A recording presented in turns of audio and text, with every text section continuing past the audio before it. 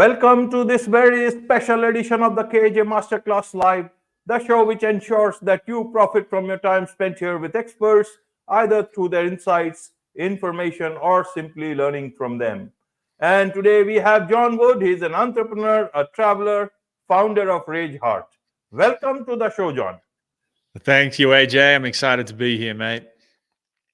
You are welcome to the show. You are welcome to India in this online form, John. And I'm sure not just in India, but a lot of people across the globe will benefit from what we are going to talk about. We'll be talking about how one can feel safe and relaxed in any situation. So, my first understanding is, John, you are a bit, from a different perspective, you look at things in terms of meditation, in terms of self help, in terms of, meditation apps, and in terms of life coaching. You, in fact, go on to say, for your life coach, ditch the meditation apps. I want to understand your background for the audience.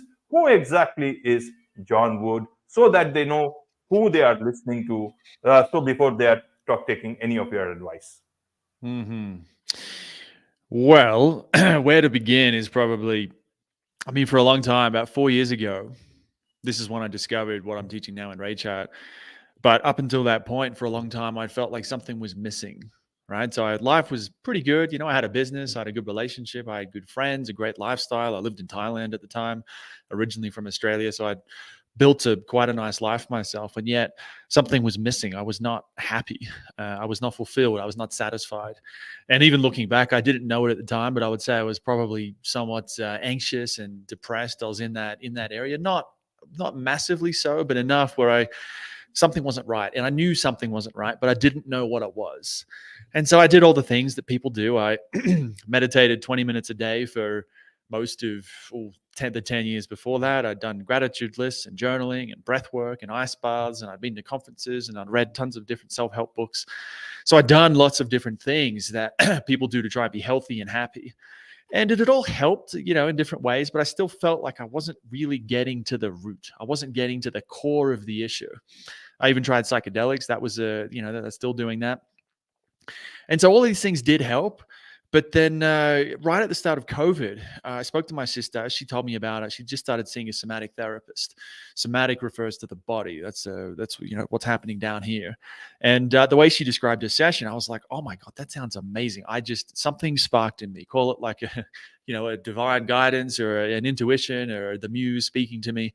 But I felt like this is what I've been looking for. And so I went to Google and did some searching, found an article, found some courses, found some people that could help me learn how to do it. And within a week or 2 weeks, I literally felt like I'd made more progress than in the 10 years of meditation previously.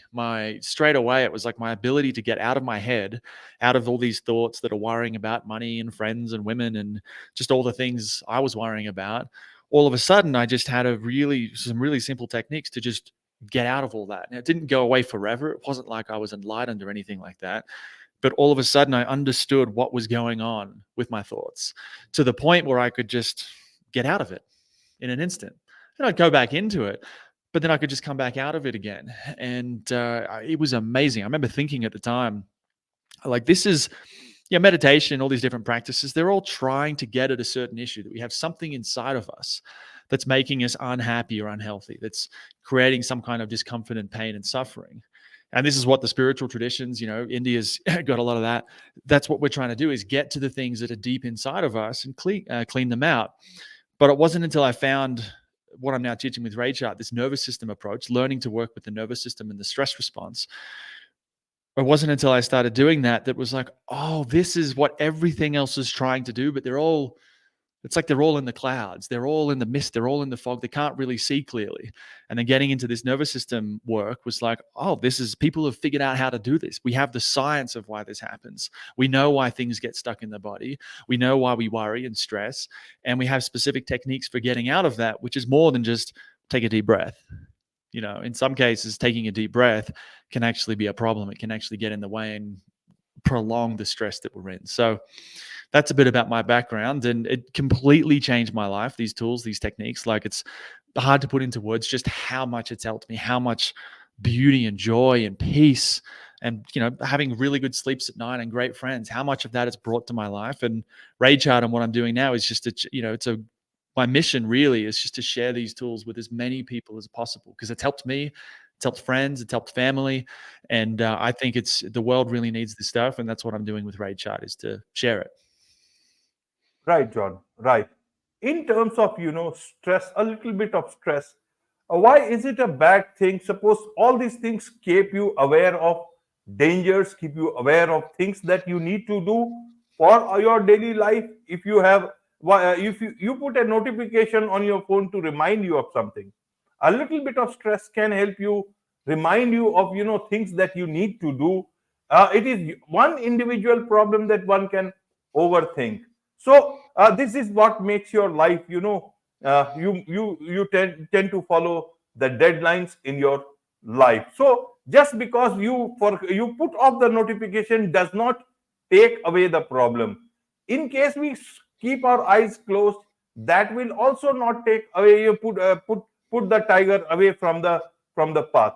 So how should one look at those things from a realistic perspective, as well as look at stress from a point of view that it becomes worrisome? A lot of people, even a small bit of things, they can overthink about it, and that can lead to stress. And beyond that, what is your understanding of that? How should they look at things? Because you need to cure something only when it is there. If you create something, I don't know what how anyone can help else can help. What do you say on this? Because I guess a lot of this situation is because of these things. I'm not an expert, I'm just telling about my general observation. We may not be also fully true, but I want to ask you in this backdrop so that I can get your perspective. Mm-hmm. Well, I mean, it's a great question. My answer is that, for some context, right, in our nervous system, the human nervous system, so we all have this, we sort of have two modes, right? We have the mode where we're relaxing, we're eating food, we're talking to someone on a podcast. That's our parasympathetic system. We could think about as that as the brake. If our body was a car, that's the brake that slows everything down.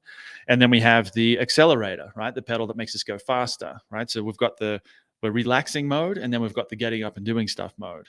And that doing stuff can be as simple as, typing, working, going to the gym. It can be as much as attacking someone because they're attacking you, or fighting or running away or something like that. And so the goal with Raychart, the goal with nervous system work is not to never be stressed. It's to be able to go between both as the situation demands. Whereas the problem in our society, I don't know about in India, but I know in Australia, in America, and a lot of the Western world, most people are stuck in the on mode. They're always going, they're always thinking, they're always doing something, and they're never actually coming out of that to relax. And if they do, they have to use alcohol or cigarettes or drugs or porn or spending money that they don't have to sort of distract themselves from how stressed they feel. And so this work is not about never being in that, because almost meditation is the opposite. I've been here where it's like, I'm going to meditate all the time. If only I could just be relaxed all the time, then I would be happy. But that's not the answer either, because life wants us to do stuff. If we don't get up and work and make money and cook food and pay bills and all of that, we're not going to live for very long. We're not going to have a very satisfying life. And so it really is this dance between knowing how to truly relax, not relax with a beer or some wine or some alcohol, but how do you relax your system without any of that? How do you do it without eating unhealthy food? And then how do you also be available for going to the gym, doing the work that you want to do, talking, confronting people, having boundaries? And so that's really my answer, is that the goal of this work is to be able to flow between relaxation and speed and doing things and back and forth. Instead of where most people are, is they're usually stuck in one or the other. They spend most of their time in one or the other, and they don't really know how to move between. Right, John. So a lot of people who may be having their own difficult times regarding this is they go to a lot of life coach and also meditation. So many people use meditation apps also. You tell that life coaches may not be the best answer, that meditation apps may also not be the best answer. You in your words, it's like fire your life coach, ditch the meditation apps. Can you help us understand why do you say so, and then what is the option beyond this, so that and can people do it themselves How can they get started without any of these things? Or you need these things, but you mean in a different manner? Well, I mean, there is value in all of these different things. I meditated for a long time and it did teach me a lot. But now, because of how I would say powerful and how useful this nervous system work is, these tools, the framework, the understanding, it, for me at least, and I know for other people in my life, it has become the standard by which I compare everything else. And so meditation has elements of, like I said, there's value there. There are good life coaches, there are terrible life coaches. And so when I say, like, fire your life coach, burn your self-help books, and ditch the meditation apps, it's a little bit cheeky, a little bit tongue-in-cheek to have a bit of fun, but it's also pointing at something deeper, which to me is like, if you're not working with the nervous system, if you don't understand how your nervous system works, you don't understand why you get stressed, you don't know how to relax using the language of the nervous system, you don't understand the fight or flight response, you don't understand what's putting it into sympathetic activation and that back, and then taking it back into relaxation, you don't understand safety. If you don't understand those things, it's like all the other stuff is just scratching the surface. It's kind of like we can fiddle like life coaching and a lot of self-help books and a lot of meditation too, because I've seen this in myself, in other people who meditate. It's like we're dealing with the surface level issues. A story, for example, is like, or an example of this is, imagine you got a river. There's a bunch of people floating down the river and they're drowning essentially. And so you're walking beside the river. You see these people floating down and they're drowning. And so you run out, you grab one, you pull him back to shore. You run out, you grab another one, and you pull him back to shore. So you're rescuing people, right? And you can imagine that these people are thoughts, they're feelings. And so we can keep going into the river of our experience and start pulling those things out, right? Which I think is what, in a lot of cases, life coaching, self-help books, breath work, meditation, a lot of this is about taking what are we feeling right now and just using our breath to like just silence it for a moment. Or we can kind of go, well, hang on, why are these things coming down the river in the first place? Like, why are there drowning people in the river? We go, okay, well, that's interesting. Let's go up the river and see what's happening. And you go up the river and you find, hey, there's a broken bridge. The bridge is the broken bridge is the problem. The people in the river aren't the problem, right? So the idea with this, with the nervous system, is the thoughts and the feelings and all the discomfort we're feeling isn't really the problem. We think it's the problem. Most people think that's the problem, and so they do things to deal with those symptoms. But the real problem is the broken bridge. And in the case of the body, and in my experience, the broken bridge in most cases is what's going on in people's nervous system. And if they go into that, if they learn how to get into their body, get out of their head, get into their body, and start to work with the nervous system and the survival response, they'll start to fix that broken bridge. And once that bridge gets repaired and gets fixed, there'll be a lot fewer uncomfortable thoughts and uncomfortable feelings floating down the river. And so this is why I say, like, life coaches and self-help books and meditation and things like that aren't really going to shift things in a deep way. It's because they're generally focused on what's floating down the river. They're not actually fixing the broken bridge of the nervous system. And one example of, just to prove that, is safety. The idea of safety and feeling safe and how to detect safety in the environment is a core aspect of the nervous system. It's a core way that the nervous system regulates itself. But I've worked with life coaches. I've read plenty of self-help books. I've meditated a lot, read all kinds of meditation books, and not once did any of them mention safety or how to orient to safety. So that's my answer. Absolutely. You talk about, that taking a deep breath, it's almost a bad advice when it comes to stress. Help us understand that. Yeah. So what a deep breath is going to do. Remember how I said we have two different modes. We have the relax mode, and then we have the get up and do stuff mode. Parasympathetic is the relax mode, and sympathetic is the get up and do things mode. And what a deep breath will do is going to start to activate the parasympathetic mode. So if we're feeling stressed, which means we're in sympathetic, we're in on mode, go mode, we're going to take a deep breath, and that's going to push us in the other direction down into parasympathetic mode. So it will calm us down. That much is true. The catch, though, is that when often what's keeping us stressed in the first place is all the stress that's in our body from our childhood, from our jobs, from school, from all the things that have happened to us. And when that stress comes out, the process by which it comes out, we have to go into this on mode, right? We have to to feel the stress, we have to feel the stress. And so if we take a deep breath and shut it down, it's like we're being like, something's trying to come up to release. And then we take a deep breath and it's like we push it back down. right? And then something tries to come up and release, so we can let it go and we can be more relaxed. And if we take a deep breath too quickly, we're going to push it back down. We're basically keeping it in. We're trying to keep it inside us because it's too much for us to feel.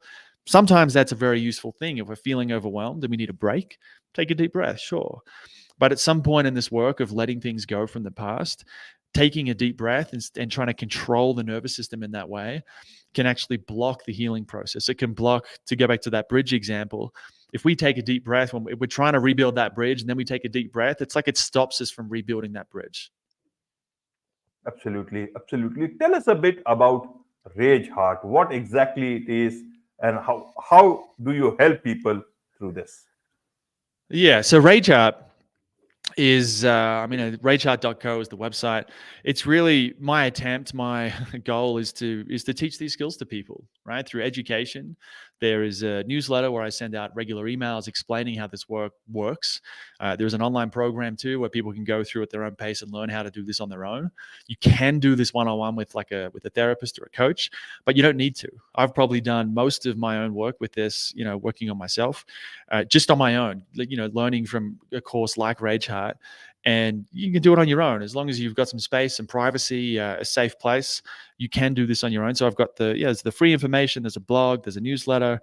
There is the online program, and then I also do a monthly class on Zoom. So in the course, it's 10, 20-minute lessons, and then the Zoom is, I suppose, a bit like a yoga class or a exercise class where you show up on Zoom, and I guide you through some of these exercises so you can learn how to do it for yourself. So, but I mean, in a nutshell, at the end of the day, regardless of the various pieces, Rage Art is really it's my attempt to take this information and deliver it in a way that makes sense to most people, and ideally to make it cool, because so many people talk about feelings and emotions, and it's often women talking about it. And that's totally fine. I love that women are sharing this stuff, but often I think a lot of dudes especially can think, oh no, I don't want to do that. This feeling stuff, no, that's lame. That's for wimps. That's for whatever. And I'm trying to basically be like, no, this is cool. This will make you stronger. It'll make you more powerful. It'll make you more grounded. You'll sleep better. You'll be more motivated. You'll get more done. You'll be more of who you are rather than who you think you are. And so Rage Art, in a way, is just part of it is just me trying to make this stuff really sexy, really fun, really cool. Is if I was to sum it up, yeah. Absolutely. So, what's the best way for them to connect with you? Those who want to, be a part of all this that you do. Yep. The best way to learn more or get involved is just to go to ragehart.co, and there'll be an article on the homepage. There's some more information on the homepage where you can read a bit more about it. And if you'd like to go deeper down the rabbit hole, you can follow the links and sign up to the newsletter. That's the best place. Absolutely. With this, it's a wrap on this very special edition of the KAJ Masterclass Live. Thank you so much indeed for joining us. Thank you.